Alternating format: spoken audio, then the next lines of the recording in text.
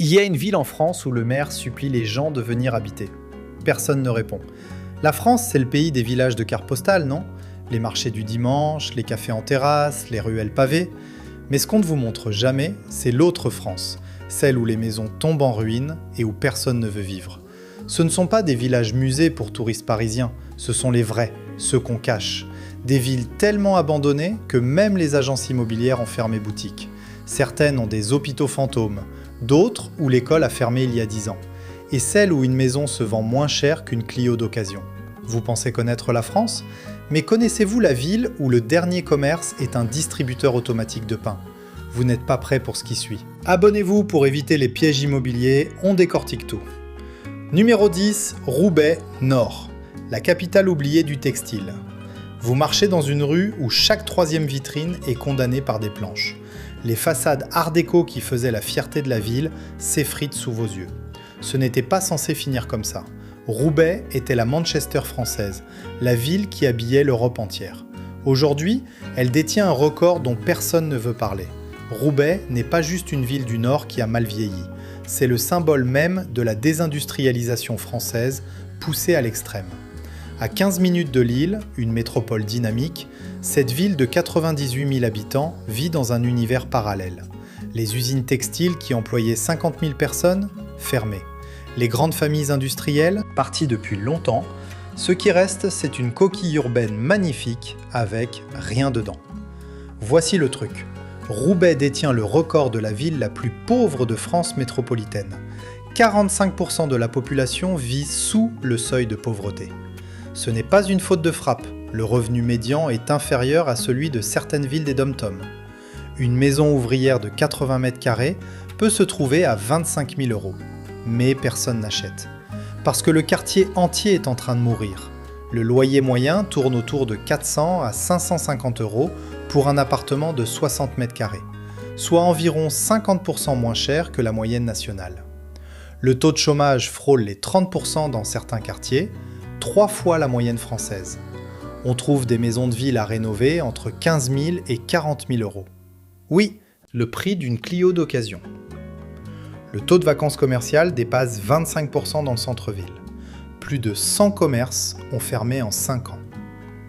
Ce que vous gagnez et ce que vous perdez. L'avantage, c'est l'accès à la propriété pour le prix d'un SMIC annuel dans une ville avec métro et gare TGV. L'inconvénient, c'est l'investissement dans un quartier où la valeur immobilière continue de chuter et où les services publics disparaissent un par un. Un commentaire Reddit résume bien la situation. J'ai acheté une maison à 28 000 €. 3 ans plus tard, je n'arrive pas à la revendre à 20 000. Personne ne veut venir ici. Ok, on peut en parler? Roubaix, c'est le genre d'endroit où les agents immobiliers pleurent quand ils signent un mandat. C'est comme acheter un ticket de loterie. Sauf que tous les numéros sont perdants et le bureau de tabac a fermé. Sérieusement, même les kebabs ferment. La ville a une piscine art déco classée monument historique. Magnifique. Sauf que le quartier autour ressemble à Tchernobyl, avec de la brique rouge. Imaginez ceci. Vous êtes devant une maison de maître aux briques rouges, les fenêtres murées, une affiche à vendre tellement délavée qu'on ne lit plus le numéro, le silence. Pas de voiture, pas d'enfants, juste le vent qui fait claquer un volet mal attaché. Vous réalisez que vous êtes seul dans cette rue depuis 10 minutes. À Paris, 25 000 €, c'est un mois de loyer pour un studio. À Roubaix, c'est une maison entière que personne ne veut. Est-ce que vous achèteriez une maison à 20 000 € dans un quartier où 40% des commerces sont fermés? Oui, parce que c'est une opportunité, ou non, parce que c'est un piège? Dites-le en commentaire. Et si vous trouvez que Roubaix est rude, attendez de voir ce qui arrive dans la Haute-Marne. Numéro 9, Saint-Dizier, Haute-Marne, la ville qui rétrécit. Vous roulez sur une nationale déserte. Les panneaux publicitaires vendent des commerces qui n'existent plus. Bienvenue à Saint-Dizier, où la population fond comme neige au soleil depuis 40 ans. C'était une ville industrielle prospère. Aujourd'hui, c'est un cours magistral sur le déclin territorial en temps réel. Saint-Dizier n'est pas seulement une petite ville de province oubliée, c'est l'épicentre d'un phénomène que les urbanistes appellent la diagonale du vide. Coincée entre Troyes et Nancy, sans TGV, sans autoroute directe, cette ville de 23 000 habitants contre 35 000 dans les années 70, regarde son centre-ville se transformer en musée de la désolation. Les fonderies qui faisaient sa richesse, délocalisées. L'hôpital, déclassé. Voici le truc. Saint-Dizier perd entre 300 et 500 habitants par an depuis 2 décennies. Faites le calcul. Spoiler, ça ne finit jamais bien. La ville a démoli plus de logements qu'elle n'en a construit ces 10 dernières années. Pas par choix architectural, mais parce que personne ne veut y vivre et que les immeubles tombent en ruine. Le centre commercial, à moitié vide. Le cinéma, fermé.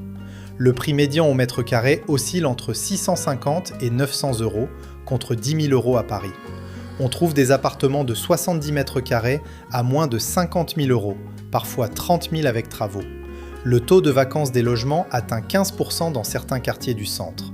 Le revenu médian est d'environ 18 000 euros par an, soit 25% sous la moyenne nationale. L'hôpital le plus proche avec urgence complète est à 45 minutes de route. Ce que ça coûte de vivre ici. L'avantage, c'est un 3 pièces pour moins cher qu'un an de loyer parisien, avec jardin possible et vraie qualité de vie si vous télétravaillez. L'inconvénient, c'est l'isolement médical, le désert culturel et la certitude que votre bien perdra de la valeur. Un ancien habitant témoigne. On a vendu notre maison à 45 000 euros après l'avoir achetée 90 000. 15 ans de crédit pour perdre de l'argent. Et permettez-moi de souligner un truc, Saint-Dizier, c'est comme un Airbnb abandonné où personne n'a réclamé la caution. La ville essaie de se réinventer en ville d'art avec un festival de street art. Parce que rien ne dit renouveau économique comme des graffitis sur des usines fermées. C'est Mad Max version champêtre.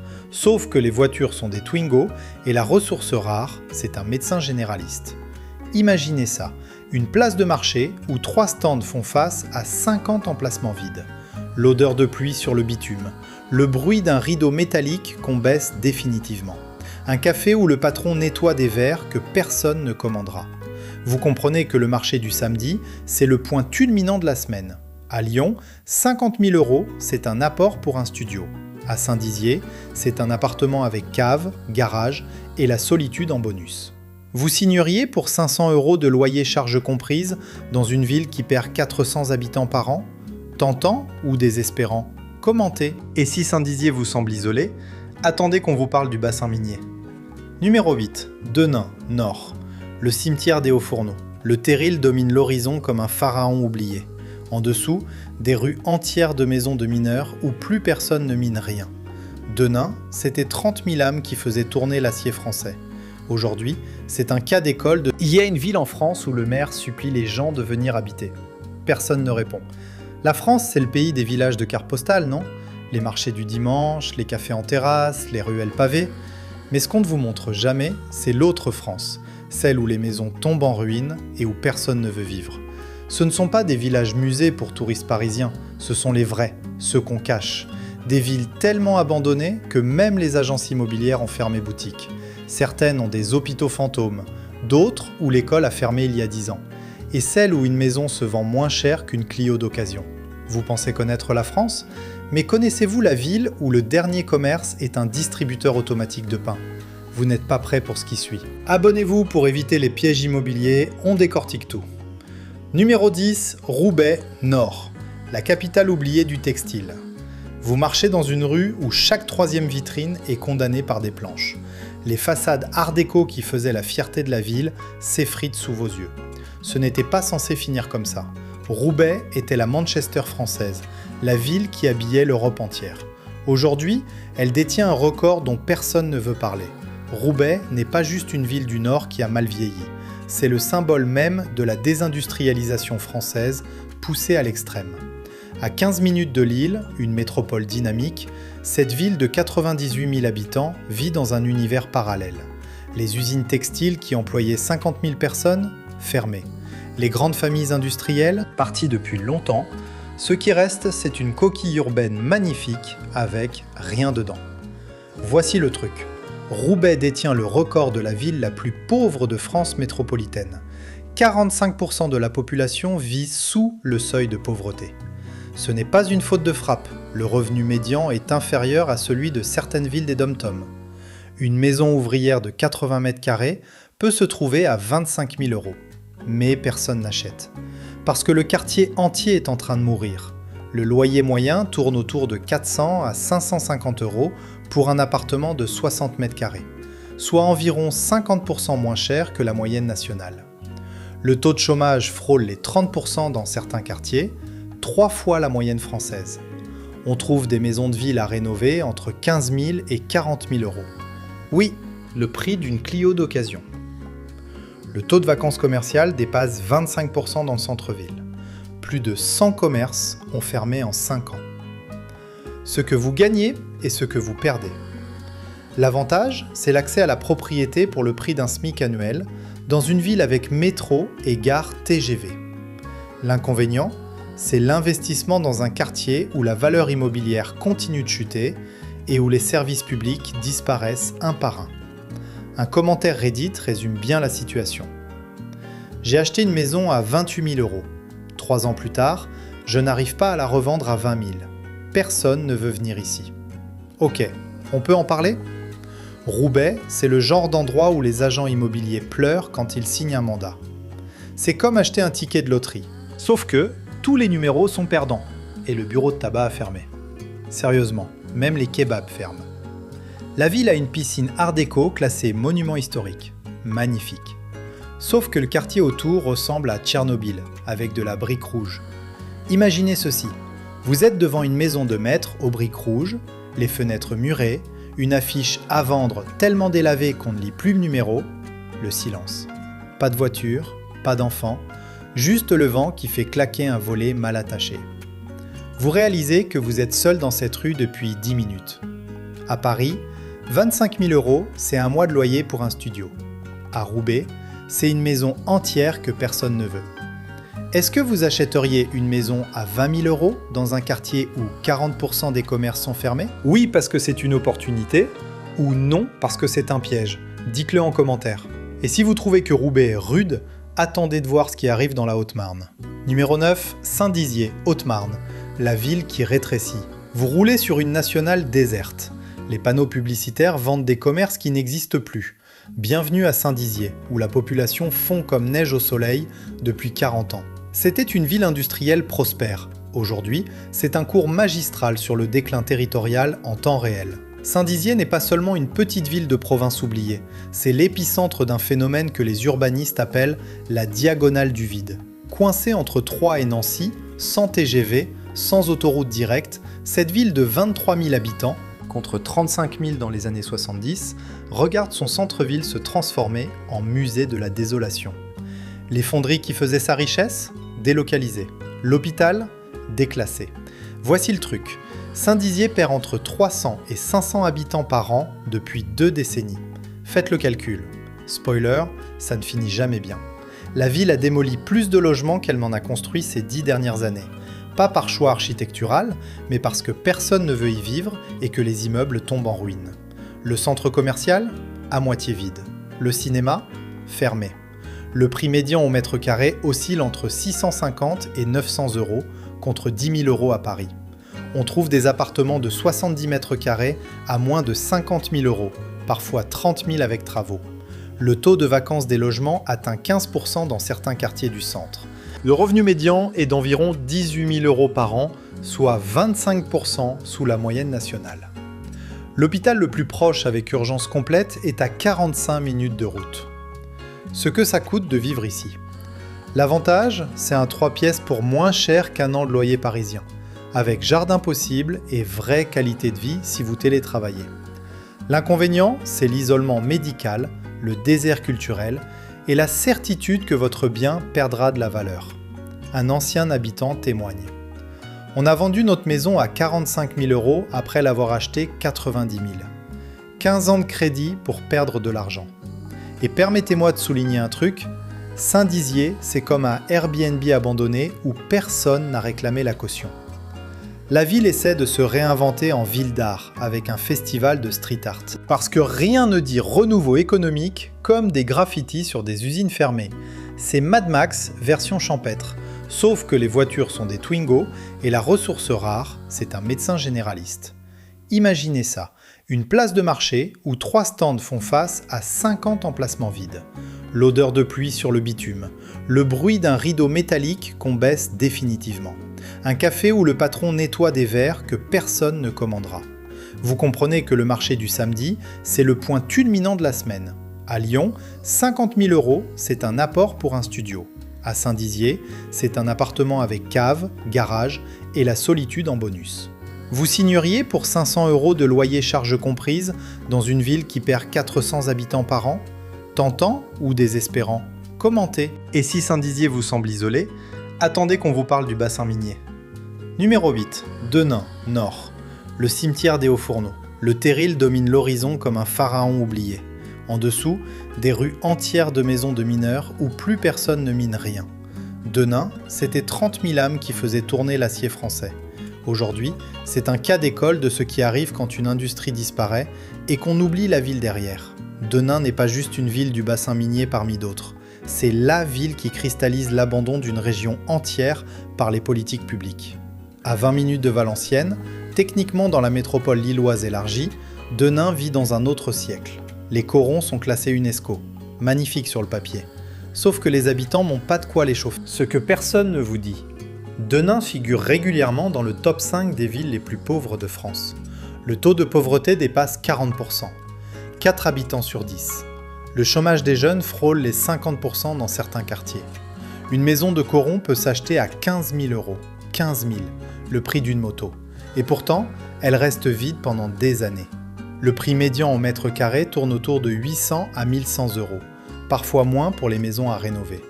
Les loyers pour un 3 pièces oscillent entre 350 et 500 €, soit 60% sous les prix lillois. Le revenu médian est d'environ 14 500 € par an, l'un des plus bas de France métropolitaine.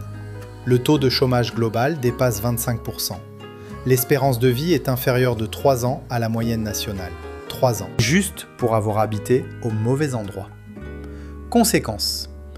L'avantage, c'est la propriété à prix sacrifié dans une région qui garde une vraie identité culturelle et une solidarité ouvrière. L'inconvénient, c'est l'investissement dans un territoire où les indicateurs sociaux sont catastrophiques et où même la police hésite à patrouiller certains soirs. Un habitant résume sur un forum local.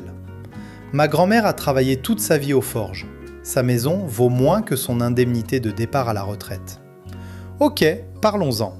Denain, c'est comme si quelqu'un avait pris Germinal et l'avait mis à jour avec un iPhone. La misère a du Wi-Fi maintenant, mais c'est toujours la misère. Les terrils sont instagrammables cependant. La ville a un magnifique théâtre art déco, fermé. Une piscine olympique construite dans les années fastes, en rénovation depuis 6 ans. C'est le Titanic français, sauf que l'iceberg, c'était la désindustrialisation. Imaginez ceci, une rue de Coron identique, briques rouges alignées à l'infini, le silence d'un après-midi d'hiver, l'odeur de feu de bois qui sort d'une cheminée sur 3, une fenêtre éclairée, puis 10 dans le noir. Vous réalisez que la moitié de la rue est inhabitée, mais personne n'a pris la peine d'enlever les rideaux. À Paris, 15 000 €, c'est 2 mois dans un meublé correct. À Denain, c'est une maison avec jardin que personne ne viendra visiter.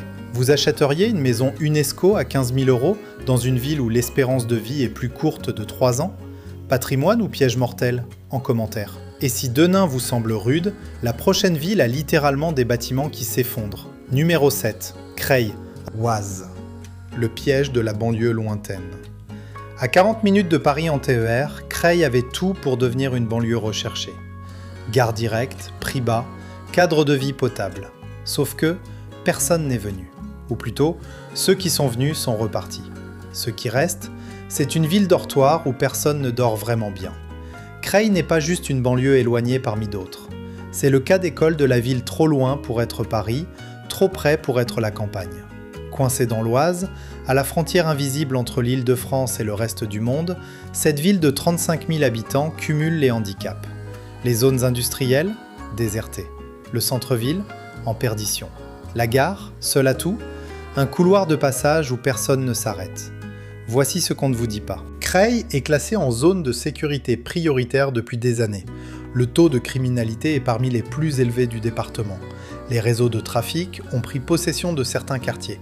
Et malgré ça, les prix immobiliers sont devenus tellement bas que des investisseurs viennent acheter à distance, sans jamais visiter, pour louer à n'importe qui. Le résultat, Des immeubles entiers gérés par personne. Le prix médian au mètre carré oscille entre 1200 et 1800 euros, 5 à 6 fois moins que la petite couronne parisienne. Un appartement de 60 mètres carrés peut se trouver entre 70 000 et 100 000 euros. Les loyers tournent autour de 550 à 750 euros pour un 3 pièces. Le taux de chômage atteint 18%, le double de la moyenne nationale. Plus de 35% de la population vit sous le seuil de pauvreté. Et on est à 40 minutes de la Tour Eiffel. Ce que ça coûte, d'y vivre. L'avantage, c'est l'accès théorique à Paris à prix provincial, avec un pass Navigo qui fonctionne. L'inconvénient, c'est la réalité quotidienne d'une ville sous tension où les services publics s'effondrent et où le mot « quartier calme » ne veut plus rien dire. Un post sur un forum immobilier témoigne. « J'ai acheté pour être proche de Paris. 3 ans plus tard, je prends le TER à 5h30 pour éviter les problèmes du soir. Je revends à perte. » Et soyons clairs, Creil, c'est le piège ultime de l'immobilier français. C'est comme acheter une place au premier rang d'un concert. Sauf que le concert, c'est une bagarre de parking. Le TER direct Paris ? Supprimé le week-end. La ville a un château magnifique, fermé au public. Un centre commercial rénové, à moitié vide. C'est SimCity quand le joueur a rage quit en plein milieu. Imaginez ça, vous sortez de la gare à 22h après le travail. Les lumières clignotent dans le passage souterrain. L'odeur de fast-food froid et d'urine. Des groupes que vous évitez du regard. Vous pressez le pas jusqu'à votre voiture en espérant qu'elle est encore là. Votre investissement immobilier commence à ressembler à une erreur de calcul. À Versailles, à la même distance de Paris, le mètre carré coûte 7 000 euros. À Creil, c'est 1 400 euros et personne ne comprend pourquoi. Vous joueriez la carte 40 minutes de Paris pour diviser vos coûts par 5 ?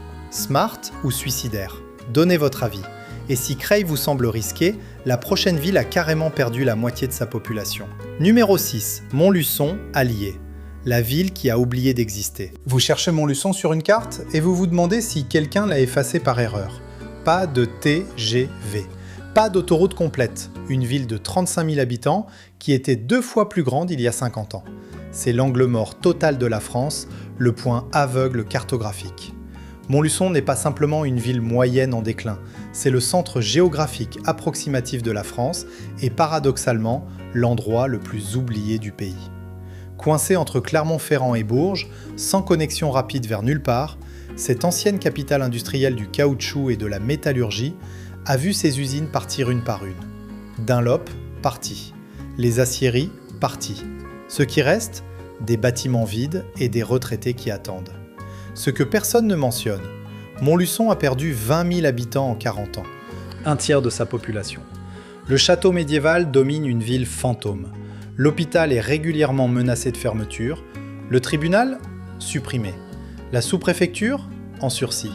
C'est comme si l'État avait décidé de faire une expérience d'abandon contrôlé et oublié d'arrêter.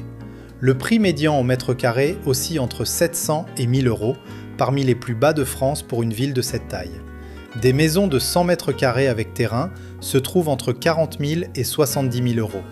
Les loyers pour un 3 pièces tournent autour de 400 à 550 euros. Le taux de chômage atteint 14%, au-dessus de la moyenne nationale. L'hôpital le plus proche avec service complet est Clermont-Ferrand, à 1h15 de route, et pas d'autoroute directe. Ce que vous gagnez est ce que vous perdez. L'avantage, c'est une vraie ville à prix village, avec commerce, services de base et qualité de vie potentielle pour les télétravailleurs. L'inconvénient, c'est l'isolement total, l'absence de perspective économique locale et le sentiment persistant d'être tombé hors de la carte. Un message sur un groupe Facebook local résume tout. Je suis revenu pour m'occuper de mes parents. Tous mes amis d'enfance sont partis. Le dernier a fermé la porte du dernier bar il y a 2 ans.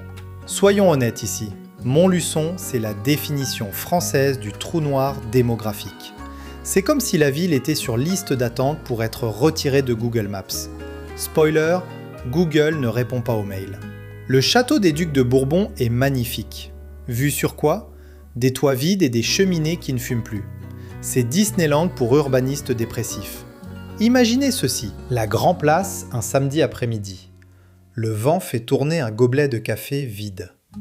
2 retraités sur un banc regardent le néant. L'odeur de boulangerie qui ferme à 14h parce que plus personne n'achète l'après-midi. Le son d'un bus qui passe, vide, vers nulle part. Vous réalisez que vous êtes peut-être le seul touriste de l'année. À Annecy, 70 000 €, c'est un parking. À Montluçon, c'est une maison avec vue sur le château et la certitude que personne ne viendra vous rendre visite.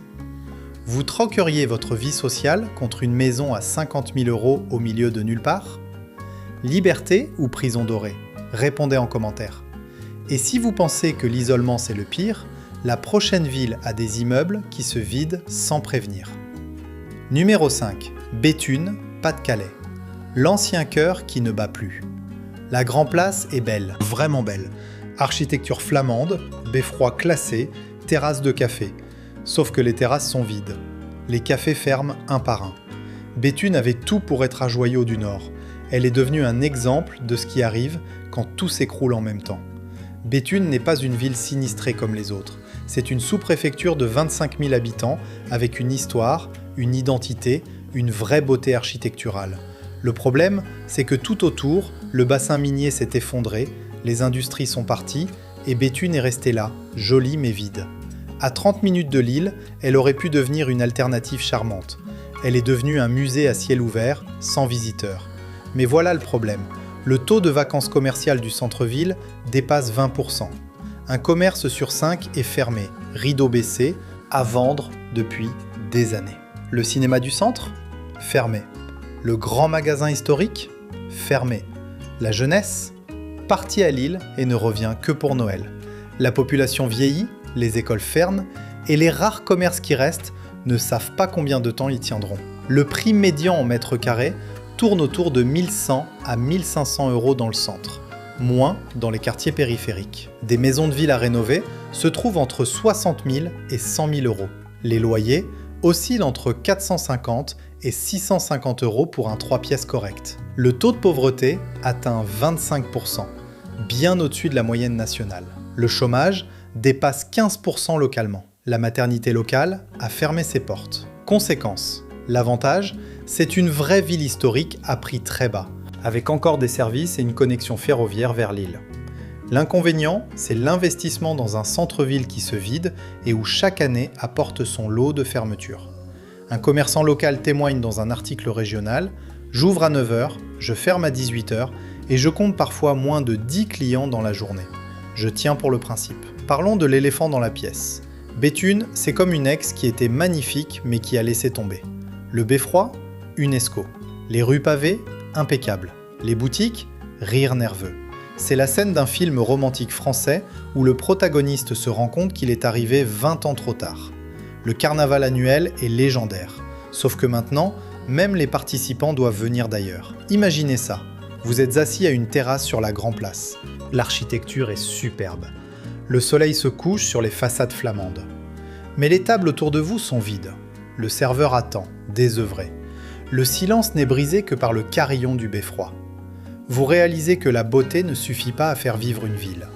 À Bruges, de l'autre côté de la frontière, les touristes se bousculent pour les mêmes façades. À Béthune, vous êtes seul avec le patrimoine mondial. Vous achèteriez une maison sur une grande place UNESCO, sachant que le marché s'effondre ? Pari culturel ou investissement perdu ? Commentez. Et si Béthune vous semble encore vivable, la prochaine ville n'a plus assez d'habitants pour une équipe de foot. Numéro 4, Decazeville, Aveyron. Le trou dans le trou. Littéralement un trou. La découverte, c'est le nom de l'ancienne mine à ciel ouvert qui a avalé le centre-ville. Un cratère de 80 hectares au milieu de la ville. Autrefois, c'était la richesse. Aujourd'hui, c'est un gouffre symbolique où la ville regarde ses rêves disparaître. Decazeville n'est pas n'importe quelle ancienne ville minière, c'est LA ville qui a été construite uniquement pour le charbon et l'acier, sans autre raison d'exister. Perdue dans les collines de l'Aveyron, à 1 heure de Rodez, sans rien d'autre autour, cette ville de 5000 habitants, contre 15 000 dans les années 60, est l'exemple parfait de ce qui arrive quand l'unique industrie disparaît. Voici ce qu'on cache. Decazeville a perdu les 2/3 de sa population en 50 ans. 2/3. Le lycée a fermé, le tribunal a fermé, l'hôpital a été rétrogradé. La dernière mine a fermé en 2001, et depuis, la ville attend. Elle attend quoi ? Personne ne sait. Peut-être juste que les derniers habitants éteignent la lumière en partant. Le prix médian en mètre carré tombe sous les 500 € dans certains quartiers, parmi les plus bas de France métropolitaine. Des maisons habitables se trouvent entre 15 000 et 35 000 €. Les loyers pour un 2 pièces tournent autour de 250 à 350 €, charges comprises parfois. Le taux de chômage dépasse 20% localement. Le revenu médian est d'environ 16 000 € par an. L'hôpital le plus proche, avec urgence complète, est à Rodez à plus d'1 heure. 1 heure. Pour une urgence. Ce que ça coûte de vivre ici. L'avantage, c'est la propriété pour moins de 20 000 € dans un cadre naturel préservé, avec un coût de vie proche de zéro. L'inconvénient, c'est l'isolement total, l'absence de tout service moderne et la certitude d'être parmi les derniers habitants d'une ville qui s'éteint. Un ancien mineur témoigne dans un documentaire local « J'ai travaillé 40 ans au fond. Ma maison ne vaut même pas le prix d'une année de ma retraite. Et mes enfants ne reviendront jamais. » Ok, mettons les choses au clair. Decazeville, c'est l'endroit où même Google Street View semble déprimé. Le cratère de la mine est devenu une attraction touristique. Venez voir le trou où on a extrait l'âme de la ville. C'est comme Pompéi, sauf que le volcan, c'était la mondialisation. Le festival de country music annuel est très populaire, parce que rien ne dit déclin industriel comme du banjo. Imaginez ceci, vous êtes au bord du cratère, 80 hectares de vide béant, l'odeur de terre humide et de silence. En contrebas, des maisons abandonnées dont certaines ont glissé vers le trou. Le vent siffle dans les ruines d'anciens chevalements. Vous comprenez que cette ville a été dévorée de l'intérieur. Dans le Luberon, 35 000 €, c'est un cabanon inhabitable. À Decazeville, c'est une maison de 3 chambres avec vue sur l'apocalypse industrielle. Vous achèteriez une maison à 20 000 € avec vue sur un cratère de mine abandonné ? Poésie industrielle ou cauchemar éveillé ? Votre avis ? Et si Decazeville vous semble extrême, la prochaine ville a fait la une des journaux pour les mauvaises raisons. Numéro 3, Vierzon, Cher. La blague qui n'en est plus une. Vierzon, c'est tellement nul que... La phrase est devenue un mème français. Sauf que derrière la blague, il y a une réalité brutale. Une ville de 26 000 habitants qui a tout perdu, méthodiquement, pendant 40 ans, et qui continue de perdre. Vierzon n'est pas seulement devenu une blague nationale, c'est le symbole parfait de la ville française qui n'avait pas de chance au départ et à qui tout est tombé dessus ensuite. Nœud ferroviaire historique, centre industriel de la porcelaine et de l'armement, Vierzon avait une raison d'exister. Puis, les trains sont devenus des TGV qui ne s'arrêtent pas. Les usines sont parties. Et la blague est restée. Voici ce que personne ne dit en riant. Vierzon a perdu 10 000 habitants depuis les années 70. Le taux de pauvreté dépasse 30%. Le centre-ville compte plus de commerces fermés qu'ouverts dans certaines rues. La gare, seul vestige de la grandeur passée, voit passer les TGV sans s'arrêter. Littéralement. Les trains traversent la ville à 300 km/h en direction de quelque part de mieux. Le prix médian en mètre carré oscille entre 700 et 1000 €, parmi les plus bas du centre Val-de-Loire. Des maisons de ville se trouvent entre 30 000 et 60 000 €, parfois moins avec travaux. Les loyers pour un 3 pièces tournent autour de 350 à 500 €. Le taux de chômage atteint 16%, bien au-dessus de la moyenne. Plus de 15% des logements du centre sont vacants. La maternité a fermé en 2018. Ce que vous gagnez et ce que vous perdez. L'avantage, c'est une position géographique centrale. 2 heures de Paris, 2 heures de Lyon et des prix imbattables pour une vraie ville avec service de base. L'inconvénient, c'est l'image catastrophique, l'économie moribonde et le fait que même les Français utilisent votre ville comme punchline. Un post viral résume la situation. Je suis de Vierzon. Quand je dis ça en soirée, les gens rigolent. Quand je leur dis les prix, ils arrêtent de rire. Quand je leur explique pourquoi c'est aussi cheap, ils recommencent. Soyons clairs sur un truc. Vierzon, c'est la ville que les comiques utilisent quand ils veulent dire trou paumé sans vexer personne. Sauf que les habitants sont vexés et ils n'ont plus les moyens d'aller voir le spectacle pour se plaindre. Le théâtre a réduit sa programmation. C'est le Détroit français, sans la musique cool et avec encore moins d'espoir. Le slogan touristique devrait